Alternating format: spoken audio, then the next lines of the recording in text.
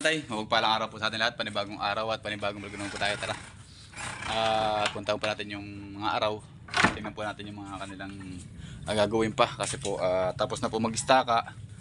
Maglalagay na po ng tarpaulin. So tingnan natin kung paano ba magiging style kasi marami ho yung ugat. Kaya pagkatagain muna at hanggang mababaw, paglalim ay saka na lang ulit mag-istaka. Yan, tara, let's go. Yung mga kagulayan, namumulaklak na po, ayan, may bunga na. Ayan, makakain tayo dito, siguro mga 2 weeks pa. Ayan, ayan, mga bulaklak na. Ayan. Dito lang medyo maganda maganda dito yung ating sitaw, pero pagdating ho sa kabila, itong kabilang side na to, ayan, medyo parang nabugbog siya, ayan, nawala, nagkamatay. Ayan, nagkawala na. Parang hindi maganda lupa dito, mga kabantay. Dito medyo may yan. Tapos naburit siya. Ayan. Sayang. Hindi natin kasi siya maasikaso, mga kabantay, dahil marami tayong trabaho. Natin maasikaso na maglagay ng pataba. Ayan, tara, let's go. Dito, mga kabantay, pigtas na po yan. Tapos doon pigtas na rin po ito ng bakan doon. Tapos yun doon may pigtas na rin. Bali 3 na po yung pigtas dito. Ito po hindi napapagawa. Itong area na to dahil sa San Miguel po yan eh. So papatibayan na lang po natin itong ating area, itong ating nilalakaran na to, mga kabantay. Ito lang po ang ating papatibayan, kaya po tayo napapaistaka. Kasi sabi nga po ng ating amo ay magiging dilintero na to, kaya ito na ang ating patibayin. Ayan, tingnan natin yung ating mga ginagawa nila dito. So ito pong pagsasako na rin, tapos na po sila dito. Ayan, nasakuhan na po yan hanggang doon.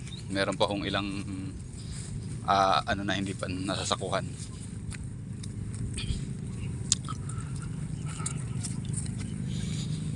Ayan, nasakuhan na po yan. Ayan.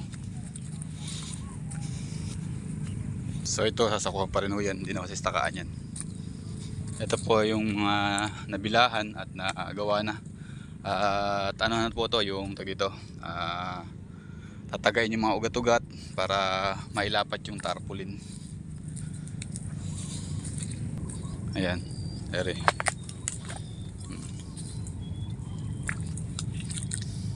Ay, lusak na rito sa aming Ayan.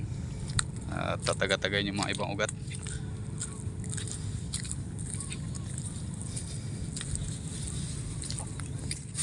Lusak na yung ating pilapil. Gasak na. Bantay sa baba. Mababa rin po yung mula dito ang nistakaan hanggang dito po sa likod na to. Naman sa nilusak. Ayan, tapos na po itong nistakaan. Ayun po yung yung pigtas sa kabila. Ayun, nalagyan na rin po nila ng tarpaulin, saka natambakan na rin. Ayan. Ay nako, yan. Ito, papatanggal yung mga ugat-ugat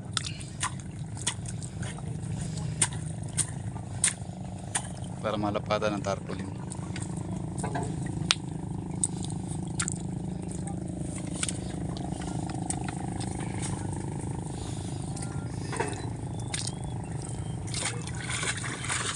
Pagka yung medyo hukay-hukayan nyo ng konti, katulad nyo dyan, para magpantay-pantay yung lalim.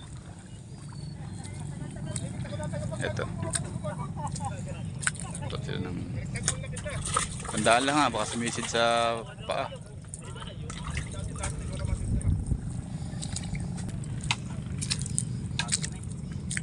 Ha? 10? Sure?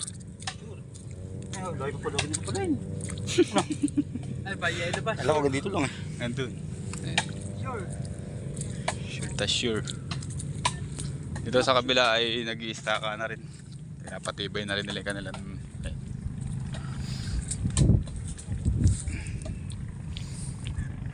istaka na rin sila dito. Ba't hindi pa pulusin? Hindi pa pulusin? Yan. Istaka. Hindi po, pre, papatungan muna namin. Papatungan muna namin pitas. Sapatos na namin istakaan.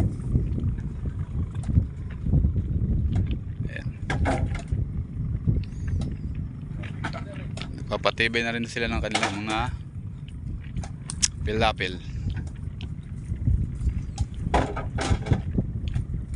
Para hindi tayo magkakaiwala yan. Ege.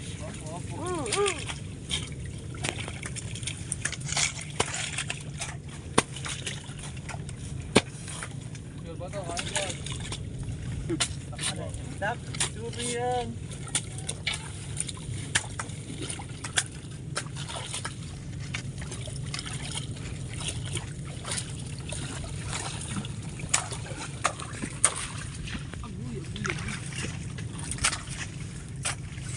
Yan, ito yung kakabit na tarpaulin.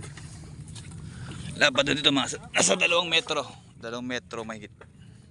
2 metro at kalahati siguro.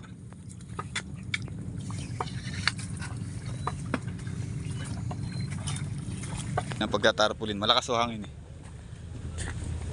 Yan.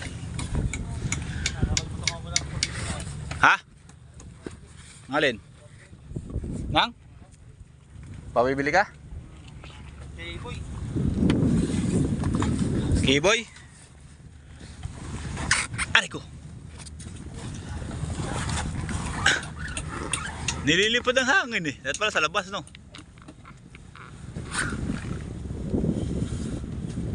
Nililipad doon ang hangin. Malakas ang hangin.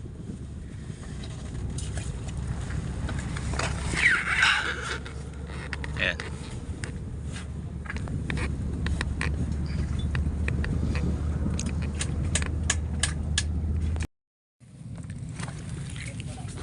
Ayan, ito na po yung kabitan natin. Ito po yung hukay. So ito, ayan. Baba na rin. Tarpaulin na to.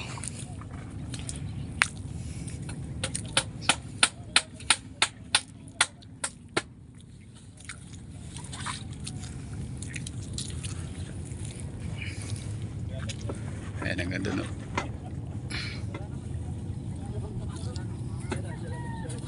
Ayan, mamaya magkakabit na. Pagkakabit na rin tarpaulin. Nung wala nang gawin, nung wala nang